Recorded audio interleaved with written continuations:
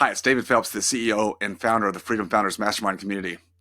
I am hearing and reading a lot of social media posts about people, small business owners, professional practice owners who are kind of maligning themselves right now and saying, gosh, I wish I could have, would have, or should have done some things in preparation for what we're dealing with right now in this pandemic recession situation. Now, nobody knew it was going to be a virus that set this whole recession off, but the fact is we have regular business cycles that cause recessions. In fact, we were overdue for one. So whether it was a virus or anything else, this was coming. And this is not an I told you so, because look, I've been there. I have been in places in my life, early in life, where I also had struggles. I also didn't do some of the things that I had learned or should have been doing in my business, my investments, even my own lifestyle, because we tend to get complacent. It's just human behavior to get complacent when times are relatively good, when the market cycles are good and unemployment was low for the last 4, 5, 6 years and stock market was up, everything was good. We get complacent. We start to live beyond our means. We don't really look hard at the return on investment, return on time in our lives, in our businesses. We will buy things, we'll invest in things without really thinking about it. And now, as Warren Buffett says, when the tide goes out, you see who's been swimming naked.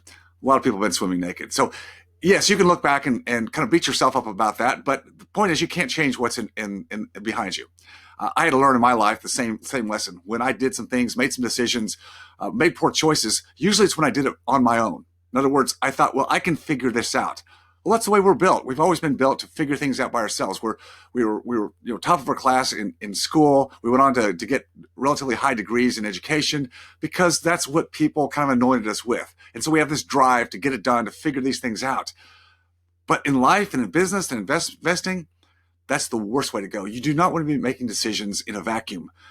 Now, today, finally, after decades, I have learned to be a part of groups, mastermind groups, that make me accountable, where I have to show up and refocus on a regular basis. Because if I don't have that accountability, if I don't have a peer group, I'm not talking about my CPA, my attorney. No, I'm talking about a real peer group of real business owners who we all get together and we focus. It's getting focused on what needs to get done. And those things that we put off and procrastinate, starting to force rank those things so we get the things done that need to get done. So you're not caught in a bind the next time something happens, whether it's a national, global recession, pandemic, or you may even have something personal in your own life that's a personal crisis that no one else is going through, but you're doing it by yourself. Tough place to be. But if you set things in place, if you built a lifestyle where you're not overliving what your active income is, if you're investing wisely in your business, you're keeping it lean and mean, you're really looking hard at the numbers. I don't mean just your P&L every quarter in arrears from your accountant. I mean forward-looking, really understanding what those numbers mean. And in your investments, what real investments do you have? Do you have investments that will actually produce sustainable, predictable cash flow? Alternatives, real estate. The market may go down, but the cash flows are based on what people need.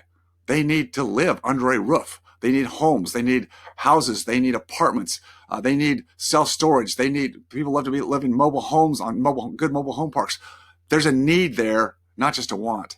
So designing your life based on your lifestyle, your business model, and your investment based on cash flow are the things that will set you free. So my question to you is, what are you going to do different? And how are you going to do it differently? You can't just talk about it. You've got to walk it. And the best way I know how is to find a peer group that'll help you make that happen. That'll give you that focus and clarity so you don't step back and once again become complacent. Remember, always stay focused on your freedom. It's what you can control.